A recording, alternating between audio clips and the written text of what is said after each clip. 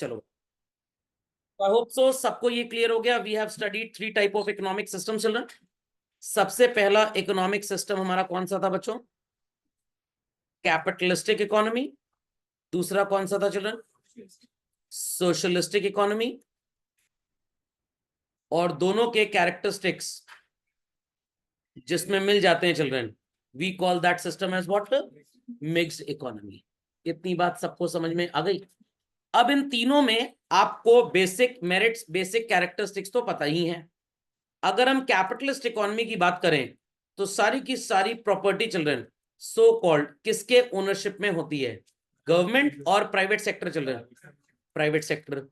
And prices regulate करने के लिए हम यूज करते हैं प्राइस मैकेनिज्म, और अल्टीमेट मोटिव यहां पे क्या होता है चिल्ड्रन?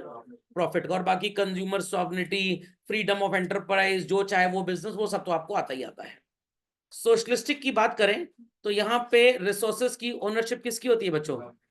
पब्लिक की या गवर्नमेंट की, ठीक है। और so called the focus is not on profit rather welfare, and things are priced according to the needs of the society. यहां तक की बात सबको समझ में आ गई? और अगर मिक्स्ड की बात करें तो भाई क्या पैरामीटर्स आएंगे? ध्यान से मेरी बात सुनिएगा। अगर मिक्स्ड की बात करें चिल्ड्रन तो कैपिटलिस्टिक के भी सारे पैरामीटर्स आ जाएंगे, एज वेल एज सोशलिस्टिक के भी सारे आ जाएंगे। और आपने 3 क्वेश्चंस भी पढ़े थे, अगर आपको वो 3 क्वेश्चन ध्यान हो। पहला क्वेश्चन क्या पढ़ा था बच्चों हम लोग ने? What and in how much quantity things are to be produced. Second question क्या था बच्चों? How to produce. नहीं नहीं नहीं, जो घर में डेली पढ़ेगा, रिवीजन करेगा, आंसर वही दे पाएगा, बाकी सिर्फ मौज करेंगे क्लास में आके। और तीसरा था फॉर होम। कुछ बेवकूफ कह रहे हैं फॉर विच टू प्रोड्यूस, चुड़ैल के लिए प्रोड्यूस करना है, क्योंकि वो लोग खुद भी चुड़ैल रूपी हैं। समझ, दिमाग में चुड़ैल भर गई उनके। इस तरह जी इलाज कराइए, नींबू मिर्ची काट के खा जाइएगा, ठीक। For whom to produce. आपको लगता है कोई चुड़ैल का साया वाया पकड़ लिया है? समझ में आ गई बात? तो डेली किताब पढ़नी पड़ेगी घर जाके। तो व्हाट टू प्रोड्यूस का जवाब कैपिटलिस्टिक में कुछ और होगा, सोशलिस्टिक में कुछ और होगा। हाउ टू प्रोड्यूस के भी जवाब दोनों में कुछ और होंगे, फॉर हुम टू प्रोड्यूस के भी दोनों में कुछ और होंगे। तो मैं नटशेल में आपको बता देता हूं, फिर हम ज्ञानबाजी की तरफ जाएंगे। Is that clear? तो अगर हम बात करते हैं व्हाट टू प्रोड्यूस के चिल्ड्रन, तो कैपिटलिस्ट इकोनॉमी में आप वो गुड्स बनाएंगे जिनकी मार्केट में डिमांड ज्यादा होगी, प्रोड्यूसर जिसमें प्रॉफिट ज्यादा कमा पाएगा। और सोशलिस्टिक में आप गुड्स किन लोगों के लिए बनाएंगे? जो poor masses of the society हैं, जिनको गुड्स की नीड बहुत ज्यादा है, उनके लिए गुड्स बनाए जाएंगे। खोपड़ी में बात गई कि नहीं गई? पक्का? हाउ टू प्रोड्यूस, क्योंकि प्रॉफिट ज्यादा कमाना है, तो कैपिटलिस्ट इकोनॉमी में क्या होगा? मशीनों का इस्तेमाल ज्यादा होगा, जिससे कॉस्ट पर यूनिट कम से कम आए। और अगर हम सोशलिस्टिक की बात करते हैं, भाई एम्प्लॉयमेंट सबको देना है, तो हम गुड्स को प्रोड्यूस करने के लिए, सर्विसेज ऑफर करने के लिए ज्यादातर मैनुअल लेबर यूज करेंगे। आई रिपीट, ज्यादातर मैनुअल लेबर यूज करेंगे। And for whom to produce, भाई जो पे कर पाएगा और जिसको जरूरत होगी, अकॉर्डिंगली विल बी प्रोड्यूसिंग। तो before I start with the chapter, आप इतना कॉम्पोजिशन अपनी कॉपी में झटपट फास्ट नोट डाउन कर लें बच्चों। तो बच्चों सबसे पहले ये फालतू का इंट्रोडक्शन तो मैं आपको बिल्कुल नहीं पढ़ाऊंगा। अपनी कॉपी में आपको हेडिंग लिखनी है, solution to the basic problems under capitalism और कैपिटलिस्ट इकोनॉमी। तो कैपिटलिस्ट इकोनॉमी में किसी भी समस्या का समाधान करने के लिए जो आपने सेंट्रल प्रॉब्लम्स, बेसिक प्रॉब्लम्स, कुछ भी आप बोलिए जो आपने पढ़ा था, हम एक हथियार यूज करते हैं।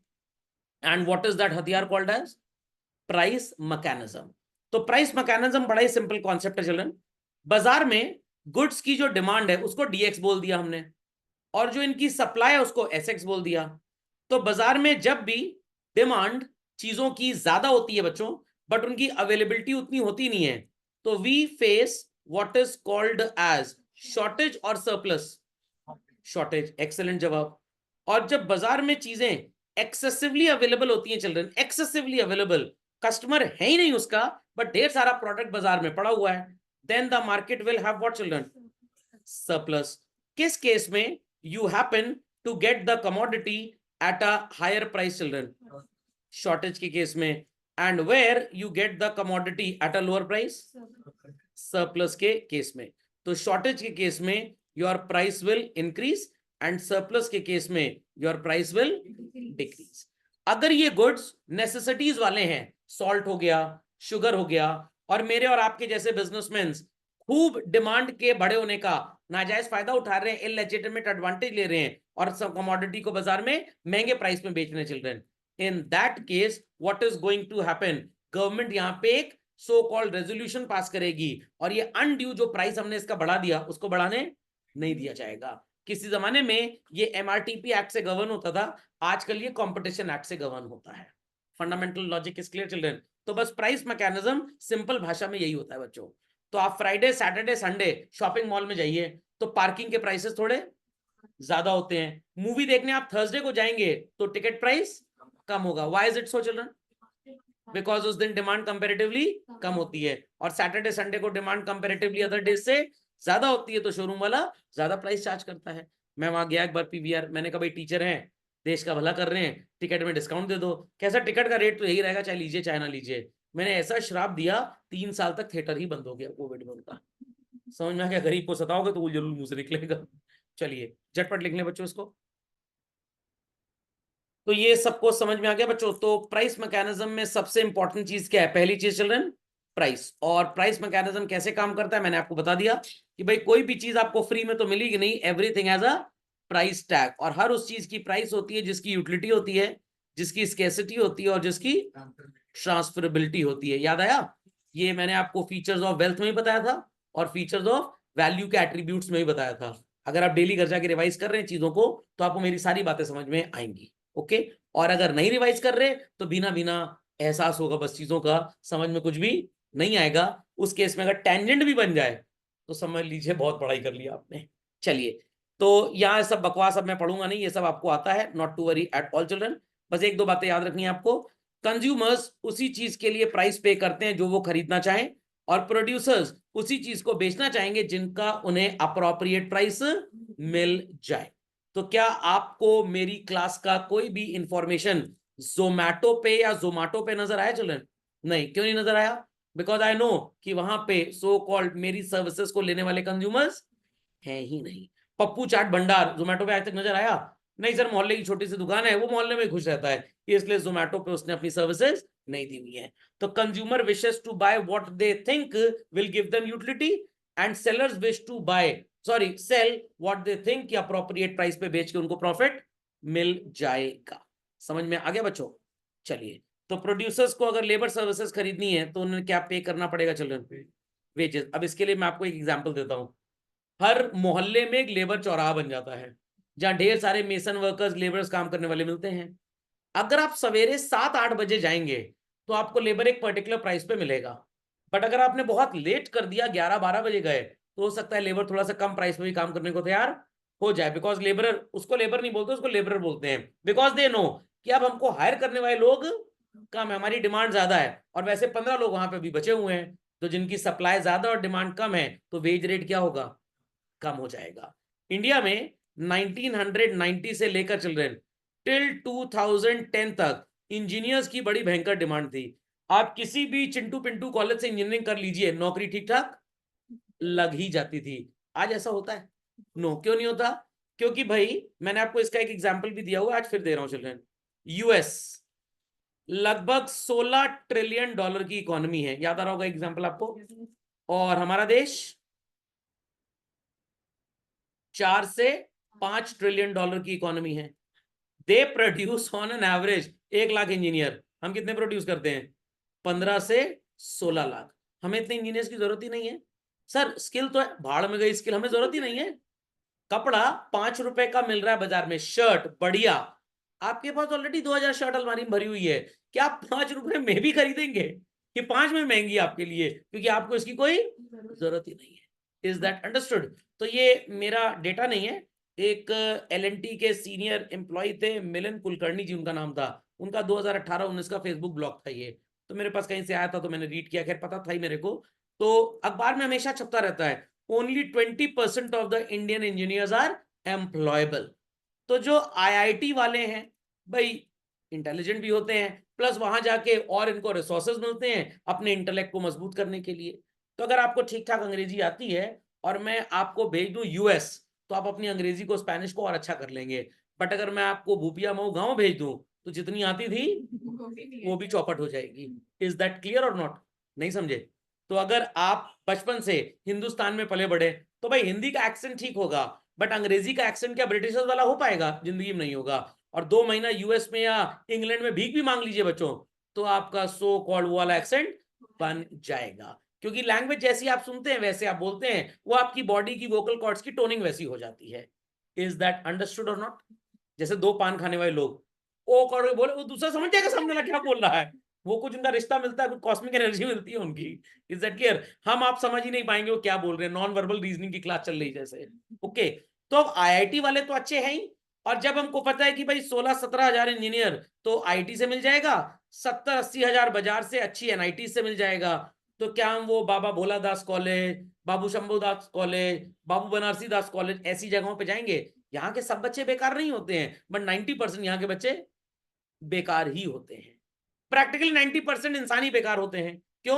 वो बस पैदा कर दिए गए हैं माँ बाप की गलतियों का नतीजा, और उनको जीवन में करना कुछ नहीं है। क्लास से अंदाजा लगा लीजिए, हमेशा लेट आना है खन्ना जी को हमारी क्लास में। Is that clear? तो उनको मैं किस कैटेगरी में डालू? कोई नूर हीरा समझ लू इनको मैं? Is that clear? कटोरा छाप कैटेगरी है ये सब। तो ये तो पूरे दुनिया का नियम है, success rate is only 3 to 5%। आप प्रोफेशन ले लीजिए, क्लास ले लीजिए, फैमिली ले लीजिए, परिवार में 50 लोग हैं, सबकी बराबर इज्जत होती है? 2-4 Dabangg Chulbul Pandey. Is that clear? But 2 ही 4 ऐसे होते हैं, क्योंकि ये ऊपर वाले ने ऐसी दुनिया को रचाया हुआ है। ये सृष्टि की संरचना है, मतलब हमारी सृष्टि जो स्टूडेंट है वो नहीं, भगवान की संरचना ही वैसी है। Is that understood well?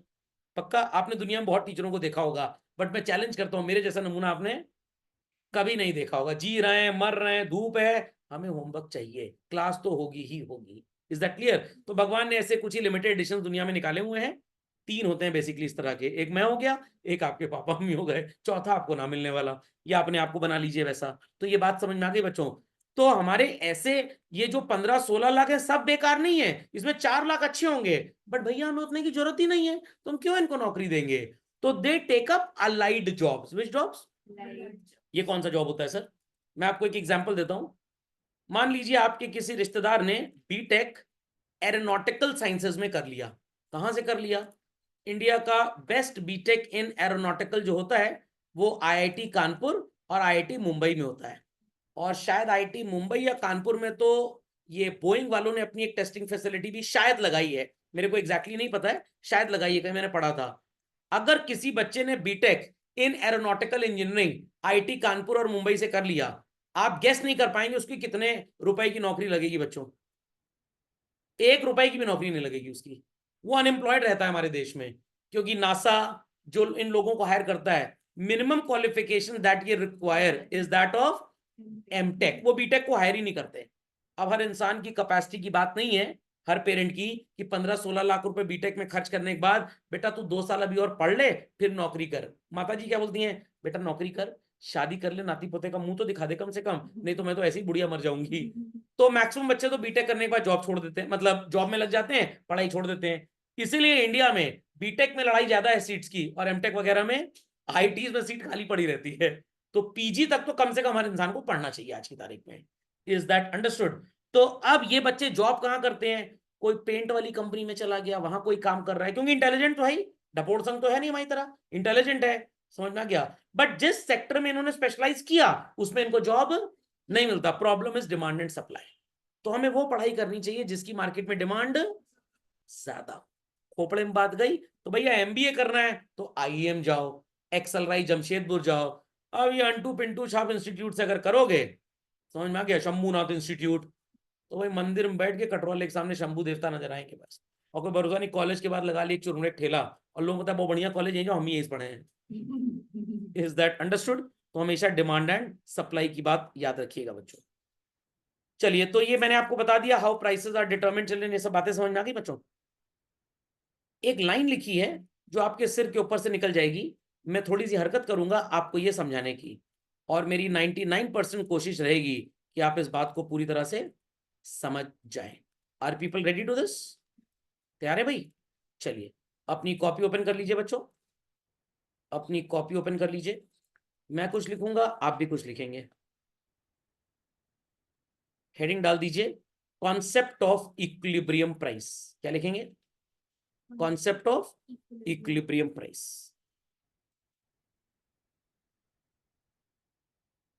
सब्जी मंडी में सब्जी की जो डिमांड होगी मेरी और आपकी, हम उसे डीएक्स बोलकर रिप्रेजेंट कर रहे हैं, और सब्जी वाला जो सब्जी बेचने आया है we are representing it through S X. Children खोपड़े में बात गई, खोपड़े में बात गई। आलू 10 रुपए किलो था, 20 रुपए हो गया, 30 रुपए हो गया, 40 रुपए हो गया, 50 रुपए हो गया। सब कुछ भूल के बस मेरी बातों पे ध्यान दीजिएगा, मैं हिप्नोटाइज नहीं करने वाला आपको। 10 रुपए का जब आलू होगा तब कस्टमर बाजार में ज्यादा आलू खरीदने जाएगा बच्चों, या 40 या 50 रुपए की प्राइस पे? 10 रुपए। एक्सेलेंट जवाब, सबको नजर आ गया। मान लीजिए 100 किलो आलू हमारे आपके जैसे लोग 10 रुपए में खरीदना चाहते हैं। अगर 20 रुपए भाव हो गया, जो रईस आप जैसे अफोर्ड कर पाएंगे वो रहेंगे, मेरे जैसे गरीब मार्केट से बाहर निकल जाएंगे। प्राइस फर्दर बढ़ गया तो सो कॉल्ड और लोग भाग जाएंगे। प्राइस फर्दर बढ़ गया और भाग गए, प्राइस फर्दर बढ़ गया और भाग गए। तो जैसे जैसे सामान महंगा होगा बच्चों, people will start quitting the market और they will be attracted to the market, they will quit. भाई महंगा सामान होता है तो हम नहीं जाएंगे खरीदने, बट दादी माँ की डायबिटीज की दवाई आनी है, और दादी माँ को आप क्या समझाएंगे, बुढ़िया दवाई महंगी हो गई है, सर ने बोला है चीज महंगी हो जाए कम खरीदनी है। अरे बेटा मर जाओ, तुम मरती हो मर जाओ, कल मर जाओ, आज मर जाओ, आज मर जाओ। डिमांड नाराज हो जाएगा, हम इकोनॉमिक्स को नाराज नहीं कर सकते। दादी माँ निकाली चप्पल और सूतना चालू, और आप टॉमी और मोती की तरह क्यों क्यों क्यों कर रहे हैं, और फिर गए दवाई लेके आए। क्या मेडिसिन में ये अप्लाई होगा? नो। क्या स्कूल बुक्स में टीचर को ज्ञान देंगे स्कूल में, सर जी वो महंगा था ना, इकोनॉमिक्स नाराज ना हो जाती इसलिए हम कम खरीदे हैं sir, let the price go down, हम खरीद लें, आप परेशान, आप पढ़ाना चालू करिए। कैसा होगा बच्चों? बिल्कुल नहीं होगा। चलूं आगे। अब आप एक बिजनेसमैन है, प्रोडक्ट 10 रुपए का है बाजार में, 20 30 40 50 सबका है। When you would like to sell more and more and more children, जब वो 50 का होगा या जब वो 10 का होगा? जब वो 50 का होगा तब आप उसको ज्यादा बेचना चाहेंगे। नहीं समझ में आई बात? समझ में आ गई बात? चलिए, तो जब 50 का था आप उससे ज्यादा बेचेंगे, और जब 10 20 का था तो आप कंपेरेटिवली उसे कम बेचेंगे। तो प्रोडक्ट मार्केट में 10 रुपी का था, sellers are willing to sell only 20 units. 20 का हो गया, सेलर का और चाम बढ़ा, अट्रैक्शन हुआ, महंगे में सामान बिक रहा है, चलो प्रॉफिट होगा, महंगे में बेचते हैं, तो 40 यूनिट्स बेचना चाहता है वो। 30 रुपए दाम बढ़ गया, वो और बेचना चाहता है। 40 रुपए दाम बढ़ के हो गया, वो और बेचना चाहता है। और 50 रुपए दाम बढ़ के हो गया, वो और बेचना चाहता है। इतनी बात सबको समझ में आ गई चलन? सर इतनी एक बार एक्सप्लेन कर दीजिए। एकदम आसान है शशि जी। आप मार्केट में एक सेलर हैं और बाजार में आपके प्रोडक्ट का प्राइस 10 रुपए है, you may be willing to sell only 20 units, but आपके प्रोडक्ट का प्राइस अगर 40 हो जाता है, कॉस्ट ऑफ मैन्युफैक्चरिंग तो सेम है, 5 रुपए में बना रहे हो 10 में बेच रहे हो, तब ज्यादा बेचना चाहोगे, या 5 में बना रहे हो 40 में बिक रहा है तब ज्यादा बेचना चाहोगे? 5 में बना रहे हैं 40 में बिक रहा है तब हम ज्यादा बेचना चाहेंगे, और 50 में बिक रहा है तो और ज्यादा। सृष्टि बच्चे समझ में आ गई बात? अनुष्का जी, यस भक्ति जी, धैर्य जी, स्नेहा जी, समझ में आ गया सबको? Yes sir. तो सेलर का कॉन्सेप्ट क्या है, जैसे जैसे दाम बढ़ेगा his willingness to sell more हो जाएगा, जैसे जैसे दाम गिरेगा his willingness will be to sell less. समझ में आ गया? इसको बच्चे बोलते हैं लॉ ऑफ सप्लाई। क्या बोलते हैं? सीबीएसई वाले बच्चे 11th में पढ़ेंगे, आईसी वाले 12th में पढ़ेंगे।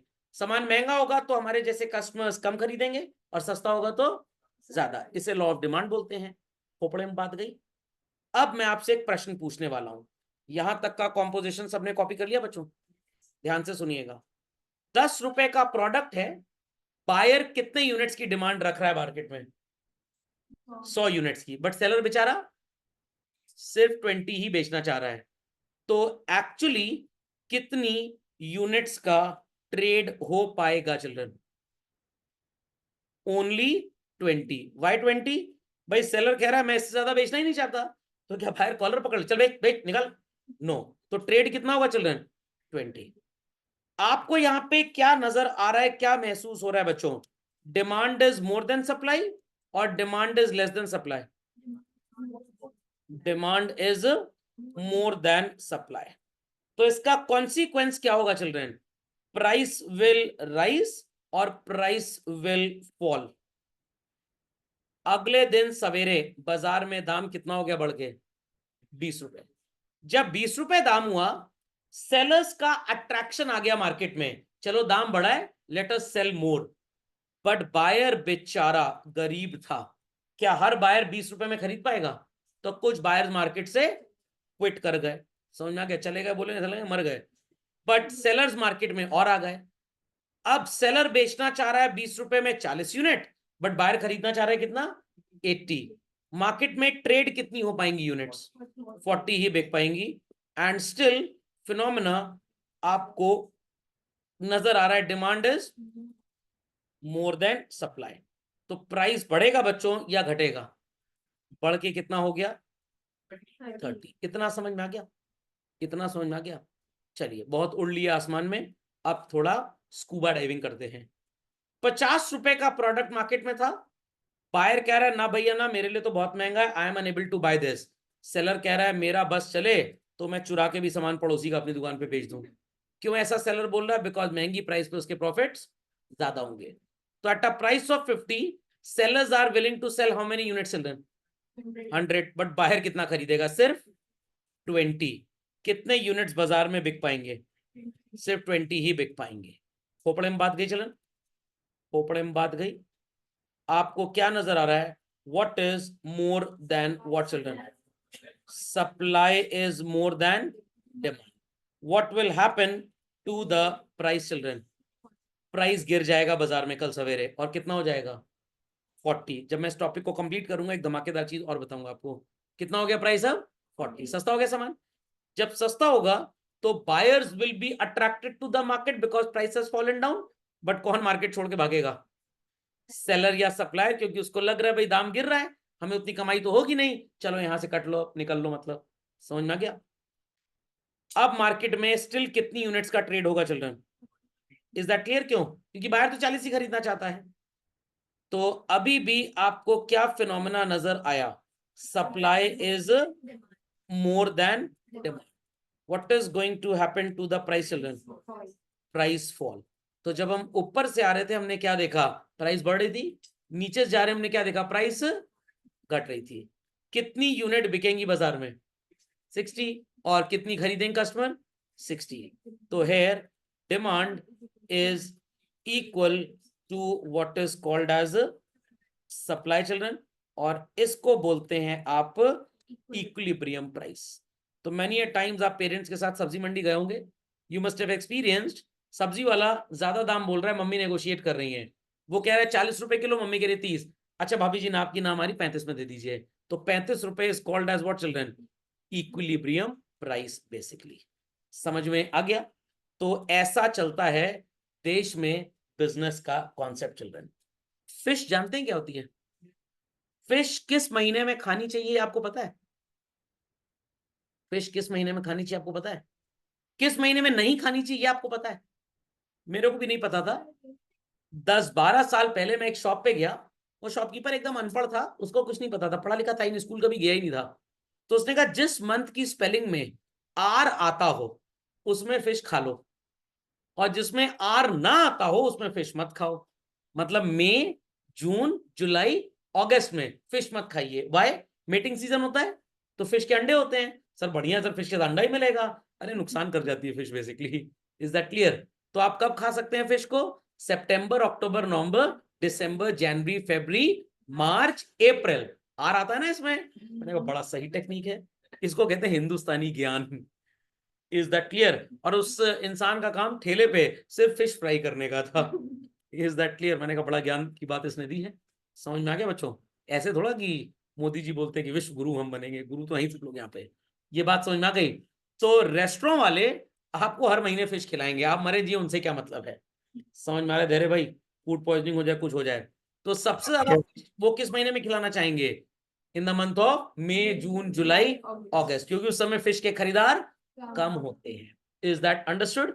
तो जिनका ये फिशिंग का बिजनेस होता है चिल्ड्रन, अगर आपके ऐसे कुछ दोस्त यार हों तो वो मई, जून, जुलाई, अगस्त में घूमने टहलने कहीं चले जाएंगे, क्योंकि उस समय उनका धंधा पानी चौपट रहता है, थोड़ा सा कम ही रहता है। Most of the people don't know about सरोसर आल्सो। समझ में आ गया? तो अब इसमें मैं गारंटी नहीं ले सकता भाई, जो ज्ञान मिला सोचा बच्चों को दे दूं। ये बात समझ में आ गई? बट अभी मैं आपसे धमाकेदार बात कर रहा था। सवेरे 9 बजे स्टॉक मार्केट जब खुलता है ना बच्चों, उसका एक प्राइस डिसाइड होता है, और हर कंपनी के शेयर के प्राइस को स्टार्टिंग में सवेरे वाले प्राइस को बोलते हैं ओपनिंग प्राइस। पता है कैसे डिसाइड होता है? यही इकोनॉमिक्स का कॉन्सेप्ट लगता है। रिलायंस कंपनी के कुछ लोग 100 शेयर्स खरीदना चाहते थे और कुछ लोग सिर्फ बीसी बेचना चाहते थे एट अ प्राइस ऑफ 10। कुछ लोग रिलायंस के 20 शेयर खरीदना चाहते हैं और कुछ 100 बेचना चाहते हैं एट अ प्राइस ऑफ 50। कुछ लोग रिलायंस के 20 रुपए में 80 शेयर खरीदना चाहते हैं और वहीं कुछ लोग 40 बेचना चाहते हैं। कुछ लोग रिलायंस के 40 रुपए में 40 शेयर खरीदना चाहते हैं और कुछ लोग 80 शेयर इस भाव पे बेचना चाहते हैं। और कुछ लोग 30 रुपए पे 60 शेयर खरीदना चाहते हैं और कुछ इसी प्राइस पे 60 बेचना चाहते हैं। तो बच्चों ट्रेड वाले कॉलम में सबसे ज्यादा क्वांटिटी कौन सी है और इसका प्राइस क्या है? तो 9 बजे से लेकर 9:07 तक बायर्स और सेलर्स अपना डेटा सिस्टम को देते हैं। मैं खरीदना चाहता हूं, हम सब बेचना चाहते हैं। सिस्टम डेटा एसिमुलेट करता है, एक्यूमुलेट करता है। 9:07 से लेकर 9:08 तक ये प्राइस का मैचिंग चलता रहता है। कोई एक कंपनी तो है नहीं, 50 कंपनी है। Is that clear? और ये जो highest price, sorry, the price at which highest quantity was supposed to be traded, वही होता है इकोनॉमिक्स में इक्विलिब्रियम प्राइस, और स्टॉक मार्केट में इसको बोलते हैं ओपनिंग प्राइस। ये टॉप 50 कंपनीज के लिए नेशनल स्टॉक एक्सचेंज में और टॉप 30 कंपनीज के लिए बॉम्बे स्टॉक एक्सचेंज में प्रैक्टिस सवेरे 9 से 9:15 अप्लाई की जाती है। और बाकी हजारों कंपनी जो है सर, वो उनकी औकात कम है, उनका ये कार्यक्रम 9:30 के बाद चालू होता है। और ऐसे ही हर शेयर की एक क्लोजिंग प्राइस होती है। चल रहे सर, वो कैसे डिटरमिन होती है? 3 बजे से लेकर 3:30 बजे तक के बीच में हर कंपनी के शेयर्स खरीदे बेचे जा रहे हैं, दिन भर खरीदे बेचे जा रहे हैं। सुबह 9 से 3:30, 3 से 3:30 का हाईएस्ट प्राइस लेंगे हर कंपनी का, और 3 से 3:30 का लोएस्ट प्राइस लेंगे हर कंपनी का, और हाईएस्ट और लोएस्ट को ऐड करके 2 से डिवाइड कर देंगे। कॉन्सेप्ट ऑफ स्टैटिस्टिकल मीन, उससे डिटरमिन होती है क्लोजिंग प्राइस।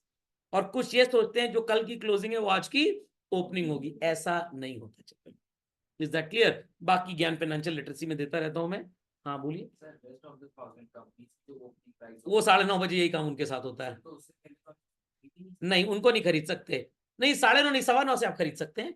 9:15 ट्रेड टाइम है ना शायद। हाँ 9:15 ही है जहां तक मेरे को याद है, गूगल कर लीजिएगा, बदलता रहता time. I got it clear? तो वैसे तो सेबी ने बोला है शाम को 5 बजे तक स्टॉक एक्सचेंज चलाओ, बट ब्रोकर कह रहे हैं हमारा स्टाफ ही नहीं रुकेगा तब तक।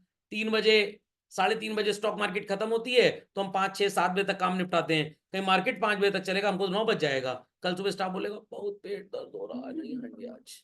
समझ में आया कि नहीं आया? पक्का? तो इकोनॉमिक्स का ही इक्विलिब्रियम का कॉन्सेप्ट ये स्टॉक मार्केट पे लागू होता है। चल रहा है, खोपड़े में बात गई। इक्विलिब्रियम प्राइस समझ गए सब लोग? कोई क्वेरी किसी की भाई? Anybody having any query? तो झटपट बच्चों इसको मार्क भी कर लीजिए। और मैंने आपको बोला था कि कुछ हाइलाइटर पेन आप खरीद लें, क्योंकि आपके पास ना डिजिटाइजर है ना जूम है, आपके 20 रुपए का पेन है, तो आप उसी से हाईलाइट कर लीजिए। तो बच्चों फर्दर इस कॉम्पोजिशन को मार्क करिए। This situation is called as what and this is called as what? This is the situation of a shortage and this is the situation of a surplus. समझ में आ गया? समझ गए? पक्का? चलिए, बी क्विक। चलिए बच्चों, लेट्स कंटिन्यू फर्दर। मार्केट बताने की जरूरत ही नहीं बच्चों, मार्केट का वृद्धाकार मैं आपको बेसिक टर्म्स में दे चुका था, इसीलिए मैंने बेसिक टर्म्स में इतना टाइम वेस्ट किया था अपना। चले आगे बच्चों, समझ में आ गया इक्विलिब्रियम का कॉन्सेप्ट? चलिए, put the heading in your copies.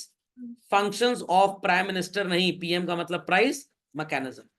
अगर प्राइस मैकेनिज्म ना होता बच्चों, क्या हम डिमांड और सप्लाई के बेसिस पे किसी भी चीज का प्राइस डिटरमिन कर पाते? आंसर चलन, बिल्कुल भी नहीं।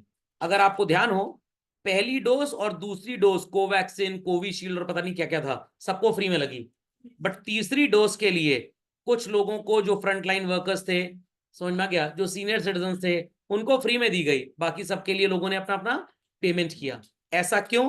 क्योंकि थर्ड डोज गवर्नमेंट को समझ में आ गया मैंडेटरी नहीं है, तो भैया जिसके पास पैसे हैं वो लगवाओ और जिसके पास पैसे नहीं है वो मर जाओ। तो सर ये front line workers, government employees, इन सबको फ्री में क्यों लगवाया गया? सरकार का इनसे काम निकलता है ना, इसलिए। और बूढ़े लोगों को, बूढ़ा आदमी अगर गया तो घर के लोग सरकार से नाराज हो जाएंगे और फिर सरकार को वोट वो तो वैसे भी नहीं देते हैं, 2000 ले भी लिए तब भी वोट नहीं दिए। लोग बड़े कलाकार हैं हिंदुस्तान के। तो had there been no price mechanism children, price determine करना मुश्किल ही नहीं नामुमकिन हो जाता। तो स्टार्टिंग में जब पीवीआर सिनेमाज इलाहाबाद में खुला था बच्चों, पूरे महीने भर का टिकट पता है कितने का था? 100 रुपए का। मैं 2007-8 की बात कर रहा हूँ, एकदम स्टार्टिंग में। और अगर आप 2 टिकट खरीदें तो एक वो टॉयलेट वाटर का ग्लास फ्री में था, मतलब कोल्ड ड्रिंक फ्री में मिलती थी एक। Is that clear? क्यों उस समय ऐसा था? क्योंकि उनको क्लाइंट्स को, कस्टमर्स को अट्रैक्ट करना था। अब अगर वो जोकरों की मूवी लग गई, शाहरुख खान, सलमान खान, आमिर खान, तो प्राइस ज्यादा। एक्टर्स की मूवी लगती है, राजकुमार राव एंड ऑल, तो प्राइस कम रहता है, क्योंकि जोकरों को देखने की डिमांड कंट्री में ज्यादा है और एक्टर्स को देखने की डिमांड। मैं मजाक नहीं कर रहा, एकदम सही बोल रहा हूँ। समझ में आ गया? अभी एक मूवी आई थी आमिर खान जी की, लाल सिंह चड्ढा।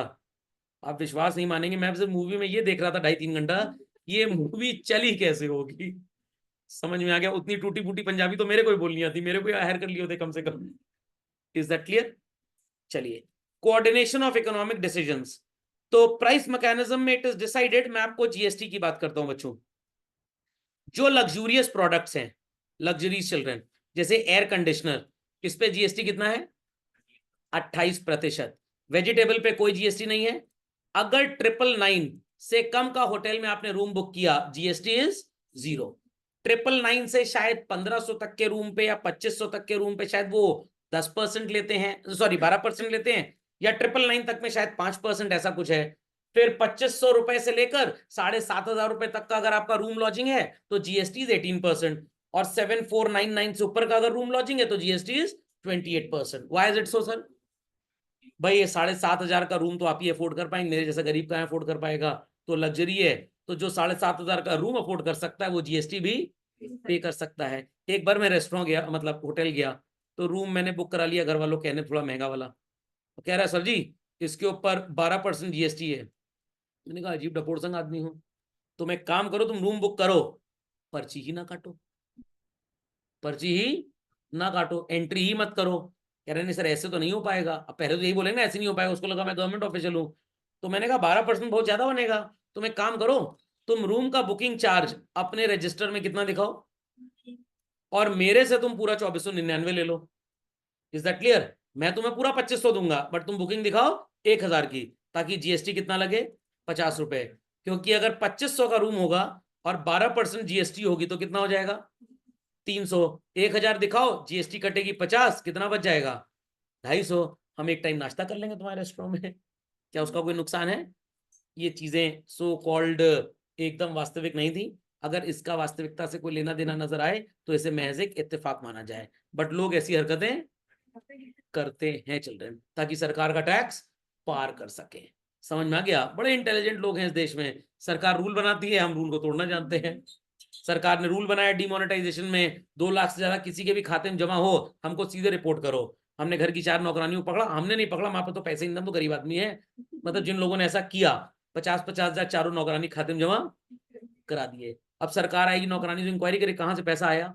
अरे घर में कमाते थे 3000 रुपये महीना, झाड़ू पोछे बर्तन का एक घर से 4-5 घर काम पकड़े हुए थे, पैसा घर में रखा था, डिमोनेटाइजेशन आया बैंक में जमा करा दिए। तो मोदी जी ने 1 जुलाई 2000 कब हुआ था डिमोनेटाइजेशन चिल्ड्रन? 16 में, 16 में हुआ था, हाँ। तो 1 जुलाई 2017, 1 July is called as CA day basically. वो आईसीएआई के सीएस को एड्रेस कर रहे थे और बोल रहे थे मैंने डिमोनेटाइजेशन किया ताकि काला धन कन्वर्ट होके आए, ठेंगा कुछ नहीं आया, किसी ना किसी सीए ने ही ऐसे लोगों की हेल्प की होगी। समझ में आया कि नहीं आया? क्लियर? तो अब आप क्या बोलेंगे, सीए ने जो काम किया वो इलीगल था या इमोरल था? इमोरल है, बट इलीगल नहीं है, क्योंकि इलीगल वही चीज होती है which is governed by Indian Penal Code basically. खैर वापस आते हैं अपने कोऑर्डिनेटिंग डिसीजन में चिल्ड्रन। तो कंज्यूमर्स और प्रोड्यूसर्स प्राइस मैकेनिज्म को कैसे यूज करते हैं, सबको समझ में आ गया? तो हर वो चीज की डिमांड ज्यादा अगर है मार्केट में जिसको सप्लायर बेच रहा है तो उसका प्राइस बढ़ जाएगा। मैं एक बार गया एफबीबी के स्टोर में, सस्ता कपड़ा असल में वहीं पे मिलता है, महंगा खरीदने की हैसियत नहीं है। तो मैंने उनसे पूछा कि तुम टी शर्ट में डिस्काउंट देते हो, शर्ट में डिस्काउंट है, ये जीन्स में क्यों नहीं डिस्काउंट देते? खाली थे, कोई काम तो था नहीं, सोचा ऐसी कुछ पूछ पाछ के लिए क्लास में काम आ जाएगा समझाने को। कह रहे सर जीन्स जो है हमारी वो 999 से स्टार्ट होती है। Got it clear? मैंने कहा इस पर कुछ डिस्काउंट दो, टी शर्ट तो 250 की, उसमें 50 रुपए की छूट है, कह रहे सर जीन्स साल भर बिकने वाला प्रोडक्ट है, इसकी डिमांड साल भर नॉर्मल रहती है, कभी शॉर्टेज सरप्लस होता ही नहीं, तो मैं ठेका प्राइस बढ़ाऊंगा, इसलिए इन चीजों का दाम कम भी नहीं होता और बढ़ता भी नहीं है। तो फ्लक्चुएशन उसी में आता है। अब आपको मान लीजिए सर्दी का कपड़ा खरीदना है, तो कब खरीदेंगे? After 10th Feb। गर्मी में कहां मिले सर्दी कपड़ा, लोग तो सही में डपोड़सन टाइप के हैं। और गर्मी कपड़ा आप कब खरीदेंगे चिल्ड्रन? बिफोर या ऑन 10th of November। तो 10 नवंबर तक गर्मी कपड़े में सेल आ जाएगी और सर्दी का फ्रेश स्टॉक आ जाएगा। फरवरी तक सर्दी कपड़े में सेल आ जाएगी और गर्मी का फ्रेश स्टॉक आएगा। आपको उल्टा खरीदना है। अब कुछ बच्चे क्या कहेंगे, सर फैशन पुराना हो जाता है। आप बड़े निक जोन्स और प्रियंका चोपड़ा है, फैशन पुराना हो जाता है, शरीर ही तो ढकना है, कुछ भी पहन लो, क्या फर्क पड़ता है? इज दैट अंडरस्टूड और नॉट? अभी प्यूमा पे सेल आई थी, मिंत्रा पे 4500 रुपए का जूता, मैं तो सूंघ के ही छोड़ दिया। मैंने कहा हम तो ना खरीद पाएंगे। माय वाइफ सेड नहीं सस्ता है, 1350 रुपए का, झट से ऑर्डर प्लेस करो। Is that understood? आप जब पहनेंगे तो किसी को लगेगा कि सर ने खरीदा 1350 का, योग सही सोचेंगे कि सर है ये कहां इतना बड़ा है, मंदिर से पार करके लाए होंगे, बट मेरे साइज का जूता मंदिर में भी नहीं मिलता है। Is that understood? चलिए, तो जो जीनियस लोग होते हैं वो इकोनॉमिक्स को ही अपने जीवन में यूज करते हैं। समझ गए? आम 180 रुपए किलो है, मम्मी कह रही बेटा सेब खाओ, सेब बहुत बढ़िया है, तो मम्मी एक्चुअली कंजूस नहीं है, मम्मी ये बताने की कोशिश कर रही है कि 180 में अगर आप सेब खाते हैं तो उसका सेटिस्फैक्शन ज्यादा होगा। और जब 80 रुपए किलो आम बिकने लग गया, मम्मी कह रही है सेब सही था नहीं, मैं आम ले आई। ये 80 रुपए में मैंगो का सेटिस्फैक्शन एप्पल से ज्यादा होगा। नहीं समझे बात को? समझ में आ गया? चलिए, अंडरस्टूड दिस चिल्ड्रन? कोई क्वेरी किसी की? सृष्टि जी कोई क्वेरी? अनुष्का जी, भक्ति जी, मिस्टर धैर्य जी, स्नेहा No. जी? चलिए, guiding force for consumers. I just now explained you how it guides the consumers, children. So price mechanism plays an important role in determining the factor income and factor market. What is factor market? Market where we get land, labor, capital and entrepreneur. Is that clear? तो अगर आपको मान लीजिए land higher करना है children, और ऐसी जगह लैंड चाहिए जहां पे उस लैंड को लेने वाले बहुत ढेर सारे लोग हैं, तो डेफिनेटली रेंट बहुत ज्यादा होगा। वर्कर्स को अगर सुबह 8 बजे हायर करने चले जाएंगे तो आपको वेज रेट ज्यादा देना पड़ेगा, 10:30 बजे जाएंगे तो वेज रेट थोड़ा कम हो जाएगा। Fundamental logic is clear children?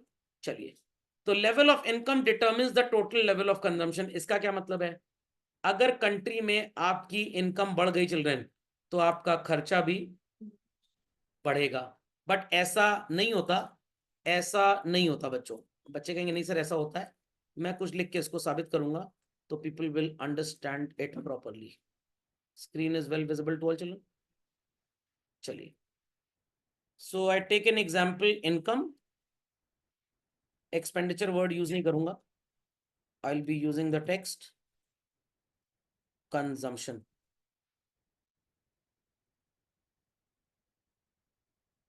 And savings. Zero income है चिल्ड्रन, तब भी सो कॉल्ड आप कुछ ना कुछ तो कंज्यूम करेंगे ही करेंगे, चाहे भीख मांगे कंज्यूम करें। आपकी इनकम 100 हो गई, आपका कंजम्पशन हो गया 80, कितना सेव कर पा रहे हैं? 20। इनकम 200 हो गई, आपकी जो कंजम्पशन है वो हो गई 150, सेव कितना कर पा रहे हैं? 50। इनकम 300 हो गई, कंजम्पशन हो गया 270, सेव कितना कर पा रहे हैं? 30। ध्यान से सुनिएगा बच्चों, जब 100 कमा रहे थे तो 80% खर्च कर रहे थे, बट जब 200 कमा रहे हैं तो क्या 80% खर्च कर रहे हैं? नो, सिर्फ 75% खर्च कर रहे हैं, दैट इज 150। और जब 300 कमा रहे हैं तो 90% खर्च कर रहे हैं। तो कहने का मतलब जिस प्रोपोर्शन में आपकी इनकम बढ़ती है, खर्चा उससे ज्यादा भी हो सकता है और उससे कम भी हो सकता है। Fundamental logic is clear? बाकी इसका आगे का ज्ञान 12वीं मिलेगा मैक्रो इकोनॉमिक्स में, theory of income and employment में चिल्ड्रन, कि जब भी लोगों की इनकम बढ़ती है, their expenditure pattern may be more than increase in income, equal to increase in income or less than। जब मुकेश अंबानी साहब की इनकम 1 लाख रुपए पर डे की थी, वो दिन में 2 रोटियां खाते थे। आज उनकी इनकम 100 करोड़ रुपए मान लीजिए पर डे की है, 200 रोटी खा जाएंगे? Absolutely not. तो एक लेवल तक आपके खर्चे बढ़ने से, आपकी इनकम बढ़ने से खर्चा बढ़ेगा, बट एक लेवल के बाद आपकी इनकम बहुत तेज बढ़ती है, बट खर्चा कंपैरेटिवली उतना नहीं बढ़ता है। Is that fundamental logic clear? तो आपका सेविंग रेट बढ़ता है। अब यहां पे प्रोड्यूसर खेल करता है, और क्या खेल करेगा? प्राइस मैकेनिज्म को यूज करके कुछ गुड्स बनाएगा जिसको लग्जरी साबित किया जाएगा बोल बोल के। जैसे एलेक्सा डिवाइस। समझ में आ गया? होगी आप में से काफियों के घर में, बट हमारे पास नहीं है। क्यों इस एलेक्सा डिवाइस का प्राइस 5,000 रुपए रखा गया है? कॉस्टिंग कितनी आती होगी? 500 रुपए से ऊपर कॉस्ट नहीं है इसकी। क्यों 5,000 डिवाइस रखा गया है प्राइसेस का? ताकि इसको रिच पीपल ज्यादा खरीदें। मर्सिडीज की गाड़ी 1.5 करोड़ रुपए की अपने आप चलने लग जाएगी। गाड़ी के अंदर बैठेंगे अपने आप नींद आ जाएगी, जैसे मम्मी गोदी में सो रहे हैं। नो, जान पूछ के इनके प्राइसेस ज्यादा क्यों रखे जाते हैं? ताकि इसको आप जैसे रईस लोग ले पाए और हमारे जैसे गरीब लोग ना ले पाए। Fundamental logic is clear. क्या इसका पहिया 5 लाख रुपए का होगा? जानबूझ के प्राइसेस बढ़ाए जाते हैं। और कुछ रीजन तो प्राइस बढ़ाने का ये है, मारुति वाले डेली 1500, सॉरी डेली मारुति वाले लगभग 4-4.5 हजार नहीं 1500 गाड़ियां प्रोड्यूस करते थे। कोविड टाइम के पहले की एक रिपोर्ट मैंने पढ़ी थी। क्या मर्सिडीज की साल भर में भी इंडिया में 1500 गाड़ी प्रोड्यूस होती है? नो, इनकी साल भर में 200-400 गाड़ियां प्रोड्यूस होती हैं। फैक्ट्री में इनके भी इंप्लॉइज हैं, इनका भी मैनेजिंग डायरेक्टर है।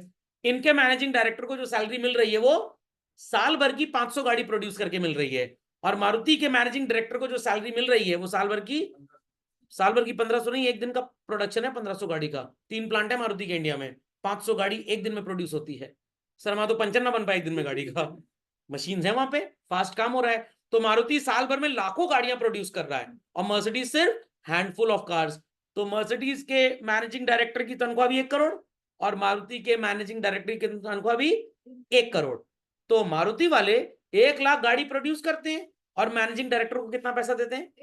1 करोड़। तो पर कार कितना पैसा आया? मुश्किल से 5-10 रुपए। मर्सिडीज वाले 100 गाड़ी बना रहे हैं और मैनेजिंग डायरेक्टर की तनख्वाह 1 करोड़ है, तो उनकी पर कार कॉस्ट हजारों में चली गई, इसलिए वो गाड़ियां कुछ महंगी भी होती है। Is that understood? चलिए, तो ये बात सबको समझ में आ गई। जैसे जैसे इनकम बढ़ेगी वैसे वैसे कमोडिटी का प्राइस भी हम ज्यादा कंज्यूमर से चार्ज करेंगे, बिकॉज हमको पता है कि उसके पास पैसे का प्रॉब्लम नहीं है। तो कंज्यूमर से ज्यादा इकोनॉमिक्स तो सप्लायर यूज करता है। क्या इंडिया में 1990 में चिल्ड्रन वो मिनी आईपॉड प्लेयर वगैरह थे? नो। क्या कभी किसी ने सोचा था कि इंडिया में मर्सिडीज अपना प्लांट लगाएगा? नो। आज वर्ल्ड की सारी कंपनीज इंडिया में बिजनेस करती हैं। व्हाई? दे न्यू कि इंडिया में लोगों की इनकम बढ़ रही है। इनकम बढ़ रही है तो खर्चे का पैटर्न भी बढ़ेगा। खर्चे का पैटर्न बढ़ेगा तो खर्च कहां करेंगे? नई नई चीजें दिखाओ उनको। समझ में आ गया? कुछ टाइम बाद तो लगेगा ही यार ये एलेक्सा खरीद लेते हैं, कहीं मोहल्ले में पिछड़ी जाति एवं जनजाति नसाबे इनको खरीदना बहुत जरूरी है। समझ में आ गया? तो 4 बार 5 बार 10 बार जब आप किसी चीज का एडवर्टाइजमेंट देखते हैं आपको क्या एहसास होता है? पापा मम्मी रहे चाहे ना रहे ये सामान जरूर खरीदना है आपको। Is that understood? तो पहले लोग मोबाइल लेते थे महंगा और एक्सेसरीज पे ध्यान नहीं देते थे। अब पता लगा 25,000 का मोबाइल है, 3-4 साल चलना है, 4 साल में 5,000 की तो एक्सेसरीज खरीद डाले। एक्सेसरीज की ज्यादा वैरायटी आती है मोबाइल की वैरायटी से। तो क्यों ऐसा हो रहा है? क्योंकि लोगों की इनकम बढ़ रही है। इनकम ज्यादा होगी तो लोग खर्चा भी कंपेरेटिवली ज्यादा ही करेंगे। और ज्यादा खर्चा करने के लिए क्या करना पड़ेगा? मैं सोच रहा हूँ 12th में 2 बैच अनाउंस कर दूं, एक प्रीमियम बैच एक नॉर्मल बैच। बेवकूफ बनाने वाला प्रीमियम बैच, उसमें फीस थोड़ी सी बढ़ा दी, 10 मिनट ज्यादा बढ़ा दिया। अरे पढ़ाएंगे तो वही। नहीं समझे बात को? समझ में आ गया? चलिए, determination of factor income. Just now I have told children, wages के लिए हम सो कॉल्ड किसको हायर करेंगे? लेबर। रेंट के लिए लैंड। इंटरेस्ट किस पे पे करेंगे? कैपिटल। और प्रॉफिट किसको देंगे चिल्ड्रन? एंटरप्रेन्योर को। तो अगर बाजार में आपको सुंदर पिचाई जैसे कम लोग नजर आ रहे हैं बट आपकी चाहत इनको लेने की है, आपको इनको सैलरी ज्यादा देनी पड़ेगी। आपको पैसे की बहुत जरूरत है बट शॉर्टेज है पैसे की, rate of interest will increase. जमीन बहुत कम अवेलेबल है बट आपको चाहिए, rent will increase. Labour so called available है मार्केट में ढेर सारे बट आपको इतनी रिक्वायरमेंट है ही नहीं, what will happen to the wage rates? Decrease. तो पहले एक कॉल सेंटर के एम्प्लॉय को 20-25 हजार रुपए मिला करता था 98-99 में चल रहे हैं। आज 8-8, 10-10 हजार में कॉल सेंटर वाले घूमते हैं। क्यों? बिकॉज इनकी डिमांड बहुत कम है but there supply is huge. खोपड़े में बात गई? अभी मैंने आपको बताया था ना बिजनेसमैन कैसे इस डेटा को यूज करते हैं। चल, तो गाइड टू प्रोड्यूसर्स, किस कमोडिटी को कितना प्रोड्यूस करें कि मार्केट में प्राइस कम ना हो। आपको एक सो कॉल्ड एग्जांपल देता हूं। जापान में जब वर्कर्स अपने एम्प्लॉयर से नाराज होते हैं, पता है वो क्या करते हैं बच्चों? They do excessive production of output. Why sir they do excessive production of output? क्योंकि मार्केट में जब ढेर सारे गुड्स चले जाएंगे तो बेचारे सेलर को बेचने के लिए दाम गिराना पड़ेगा और उसको प्रॉफिट कम हो जाएगा, लॉस भी हो सकता है। ऐसे बदला लेते हैं। हमारे यहाँ हम काम ना करेंगे, जाओ जो करते बनता है कर लो। Is that clear? तो यहाँ अलग टेक्निक चलती है। Logic understood? तो प्रोड्यूसर्स मार्केट में उतनी ही लिमिटेड क्वांटिटी प्रोड्यूस करेंगे जितने उनको पता है कि उनके आउटपुट पे मिलने वाला रेवेन्यू बहुत कम ना हो जाए। एप्पल को पता है वर्ल्ड वाइड 10 करोड़ हैंडसेट्स हमारे बिकेंगे। क्या ये फॉक्सकॉन वालों को बोलेंगे 15 करोड़ हैंडसेट बनाओ? क्योंकि अगर स्टॉक ज्यादा आ गया और एक साल के अंदर नहीं बिक पाया तो आईफोन 16 लॉन्च होने से पहले 15 14 तो कौड़ी भाव बिक जाएगा। खोपड़े में बात गई कि नहीं गई? समझ में आ गया? Understood well? तो नवंबर में जब ये ब्लैक फ्राइडे सेल यूएस में, यूके में और काफी सो कॉल्ड वेस्टर्न कंट्रीज में लगती है तो आप विश्वास नहीं मानेंगे 1.5 लाख का आईफोन वहां पे 50-60 हजार 70,000 40,000 ऐसे में बिकता है। मैंने जब आईफोन लिया था तो उस समय उसकी इंडिया में कॉस्ट 82,000 थी। I got it at 36,000। क्यों कंपनी सस्ते में बेच रही है? क्योंकि उन्होंने आईफोन 15 लॉन्च कर दिया, अब 14 का स्टॉक क्लियर करना है, क्योंकि अगर और टिक गया तो अगले साल तो और कम में बिकेगा। इट इज बेटर कि अभी हम इसको बेच के क्लियर कर लें स्टॉक। तो like this price mechanism guides to the producers children. शाम को सब्जी वाला क्यों सस्ते में सब्जी बेचने को तैयार हो जाता है 9:30 बजे? क्योंकि उसको ठेला हटा के अब जाना है। सवेरे 8 बजे आपको सब्जी सस्ती बेचेगा, आप गिड़गिड़ाइए रोइए, सिर पीट दीजिए, नस काट दीजिए। 40 रुपए का आलू 39.75 में भी नहीं मिले, कितने मिलेगा? और नस काट दी वही आलू लगा देगा आपके ऊपर। समझ में आ गया? तो guide to producers, logic understood well?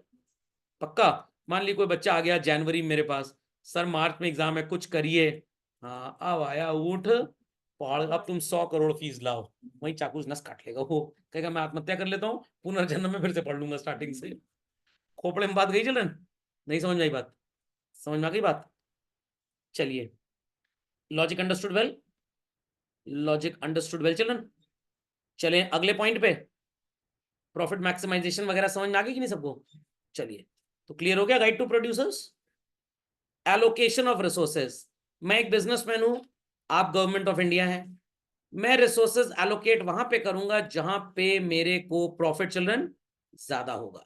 Government resources वहां एलोकेट करेगी जहां पे सोशलिस्टिक व्यू, नीड, वेलफेयर ज्यादा होगा चिल्ड्रन। तो स्कैर्स रिसोर्सेज को यूज किया जाएगा ताकि हमारा आउटपुट बच्चों ज्यादा से ज्यादा हो या कम से कम हो? ज्यादा से ज्यादा। डिटर्मिनेशन ऑफ सेविंग, सर ये कैसे डिटर्मिन होगी? कंज्यूमर्स फ्री एंटरप्राइज इकोनॉमी में कुछ भी ले सकते हैं, कितना भी ले सकते हैं, कोई रेस्ट्रिक्शन उनके ऊपर नहीं है चिल्ड्रन। अगर कंज्यूमर्स को कुछ एक्स इनकम मिलती है, वो उसमें से कुछ पैसे खर्च करते हैं, दैट इज कंजम्पशन, और जो नहीं खर्च करते that is called as what children? Saving. तो एवरी प्रोड्यूसर नोज जैसे जैसे लोगों की इनकम बढ़ेगी उनका कंजम्पशन भी बढ़ेगा चिल्ड्रन, एज वेल एज उनका जो सेविंग पैटर्न है ये भी बढ़ेगा। तो over the period of time finance के स्पेशलिस्ट को जब ये लगा कि लोगों की कमाई तो बढ़ रही है बट हिंदुस्तानी जो कस्टमर होता है ना बड़ा कंजूस टाइप का होता है, क्योंकि शुरू से हमने बड़ा बुरा वक्त देखा है, तो हमारे दादाजी लोग ने, हमारे पिताजी लोग ने यही सिखाया कि भाई ज्यादा पैसे अगर आप कमा रहे हैं तो सेविंग में ज्यादा विश्वास रखिए और खर्चा कम करिए। तो अब यहाँ पे दुकान पे आप आम पापड़ और चूरन तो खरीदने जा नहीं रहे हैं। फाइनेंशियल स्पेशलिस्ट को पता है कि पैसे भरपूर है आपके पास, तो वो सिर्फ एक नॉर्मल सा इंश्योरेंस प्लान आपके पास नहीं लेके आएगा, वो कहेगा स्टॉक में इन्वेस्ट कर दो या सो कॉल्ड किसी बैंक में एफडी करा दो। वो आपको और एवेन्यूज फॉर इन्वेस्टमेंट देगा बिकॉज ही नोज कि आपकी सेविंग्स ज्यादा है। Is that understood? अब यहां पे भी लड़ाई झगड़ा, फाइनेंशियल स्पेशलिस्ट तो ढेर सारे हैं, फाइनेंशियल स्पेशलिस्ट ढेर सारे हैं बट उनकी सर्विसेज लेने वाले लोग कम है, तो कमीशन में अंडरकटिंग होती है। 15 इंश्योरेंस एजेंट्स हैं, इंश्योरेंस कराने वाले 2 लोग हैं बस, तो एक इंश्योरेंस एजेंट कहेगा मैं थोड़ा सा 1/4 प्रीमियम आपका भर दूंगा, मैं पहले 3 मंथ्स का प्रीमियम आपको दे दूंगा। क्यों? Price mechanism, because demand is less and supply is, समझ गए इस बात को? तो जब भी बाजार में आपको नजर आ रहा है कि भाई रेट ऑफ इंटरेस्ट ज्यादा है, रेट ऑफ इंटरेस्ट ज्यादा है, तो आप जैसे लोग ज्यादा सेविंग्स करेंगे बैंक में या कम करेंगे? ज्यादा। एक लेवल तक तो बैंक आपसे पैसा ले लेगा, क्योंकि आपसे लिए हुए पैसे पे 9% इंटरेस्ट देने के बाद भी हम 16% पे इसको लेंड कर देते हैं।